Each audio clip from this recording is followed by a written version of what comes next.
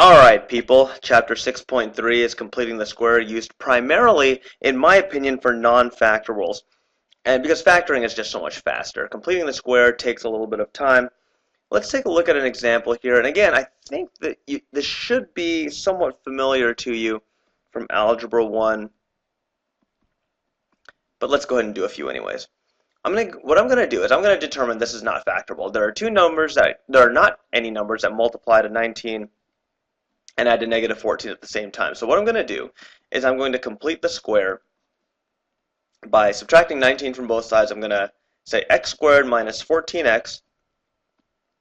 I'm going to leave myself some space, and that equals negative 19. Well, what I'm going to do here is I'm going to add, get my ketchup out here, I'm going to add the box. And when I add the box to one side, I have to add the box to the other side because this is an equation. I have to keep it equal. The box is going to get squared. And what goes inside the box is 1/2 the middle term. 1/2 the middle term. So what is 1/2 of negative 14? Well, 1/2 of negative 14 is negative 7. Now, if I add that into the box on the left, I have to add that in the box on the right. Now, what I'm doing, I'm going to do a little bit of side work here. You guys don't have to do this. I'm going to show you guys what's happening. X squared minus 14x plus negative 7 squared is 49. And what we identify that as is a perfect square trinomial, which can factor into x minus 7 times x minus 7, or more specifically, x minus 7 quantity squared. Well, the reason why I have you guys leave negative 7 squared in the box is because when I prompt you, and I will prompt you to simplify the easy side, it's easy. You pull one x from the left, you pull one negative 7, and you square the whole thing. And that's going to equal, this is what I euphemistically call the hard side. Negative 7 squared is 49. That took a little bit of brain power. I'm going to subtract 19, a little more brain power, that is 30. Okay? Easy side's easy. You pull one from each end, you square the whole thing. The hard side, you actually have to think a little bit. From here, I'm going to go ahead and take the square root of both sides. The square root and the square are going to cancel each other out. I've got x minus 7 equals plus or minus rad 30. And now I'm going to go ahead and add 7 to both sides. Please don't forget the plus or minus radical, because remember, you're taking the square root of a variable underneath the square root sign. You need pluses and minuses. 7 plus or minus rad 30 is your answer.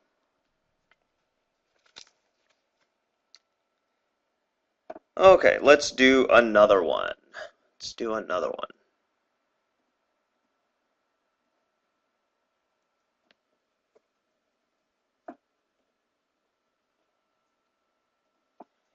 Okay, I'm going to move a little bit faster through this one. Number 2 is n squared plus 16n minus 7 equals 0. I'm going to add 7 to both sides. I'm going to get n squared plus 16n, leave yourself some space, equals 7. I'm going to add the box, and I'm going to add the box squared. Half the middle term, half of 16 is 8. That gets added to both sides. The easy side gets simplified into n plus 8 quantity squared, and that's going to equal the hard side. This is 64 plus 7, which is 71. I'm going to take the square root of everything. Those are out of there. I get n plus 8 equals plus or minus rad 71. And I'm going to subtract 8 from both sides. I get n equals negative 8 plus or minus rad 71.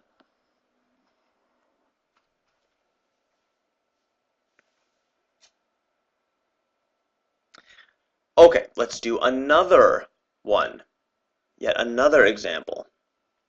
This one's going to have a little bit of a twist in it. Whoops. Whoopsie. What are you doing? Pardon me. Number 3. X squared plus 2x plus 6 equals 0. Again, subtract 6 from both sides. X squared plus 2x, leave yourself some space, equals negative 6. And I'm going to go half the middle term squared. Half the middle term is 1 and 1. I get x plus 1 quantity squared equals, this is 1. I get negative 6 plus 1 is negative 5. And now I'm going to take the square root of both sides. I get x plus 1 equals no solution. No, wait! No, wait! We know imaginary numbers, so we cannot go to no solution here. I won't allow it! This is really an imaginary number, rad 5. And don't forget your plus or minus. I'm going to subtract 1 from both sides. So I get x equals negative 1 plus or minus I rad 5.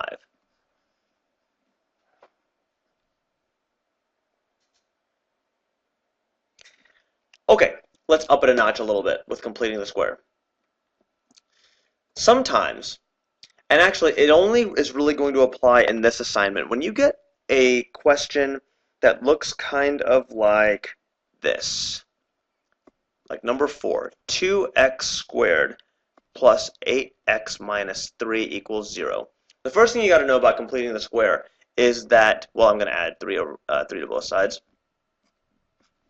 That is 2x squared plus 8x, leave yourself some space, equals 3. So what I'm going to do is I actually have to divide everything by 2, because when doing completing the square, you have to have a leading coefficient of 1 in order to do so. And now I'm going to go ahead and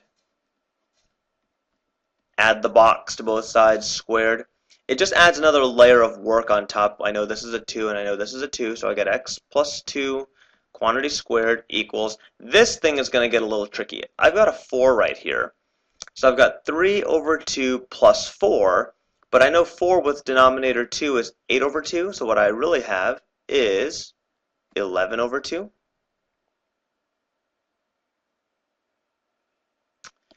So what I'm going to do is I'm going to take the square root of everything. So I've got x plus 2 equals plus or minus rad 11 over 2. And now I'm going to go ahead and subtract 2 from both sides. So what I get is x equals negative 2 plus or minus rad 11 over 2. And then I'm done. So remember, please set your leading coefficients equal to 1 before you do completing the square. Do it by dividing the leading coefficient. Okay, let's do another one here. Last example.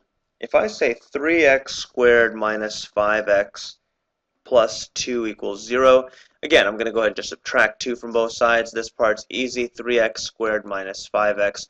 Leave yourself that bit of space, equals negative 2. I'm going to divide everything by 3.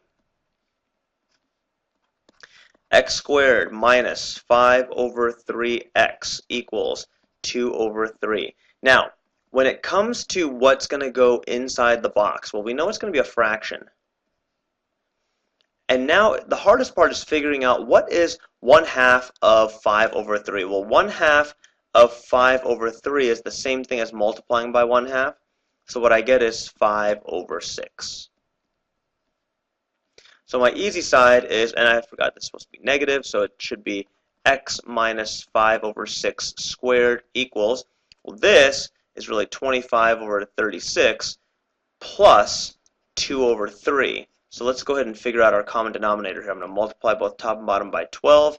I get 25 over 36 plus 24 over 36. And this is 49 over 36. I'm going to take the square root of both sides. This is x minus 5 over 6 equals plus or minus 7 over 6. I'm going to add 5 over 6 to both sides. And this problem actually has a little bit of a unique ending, because what I have is 5 over 6 plus or minus 7 over 6. Now I have two rational numbers with common denominators, so the ending to this is going to be a little bit different. I'm going to say 5 over 6 plus 7 over 6, and then 5 over 6 minus 7 over 6. What I get here is 12 over 6, which is 2. Here I get negative 2 over 6, which is negative 1/3. When you end up in completing the square with numbers that are whole, 2, negative 1/3, rather than things like, whoops, in the previous example when it was like 2 plus or minus I rad 5 or whatnot, that means that this original equation here, this original function, was indeed factorable. Okay, I think that just about does it for completing the square. We'll see you in the quadratic formula video.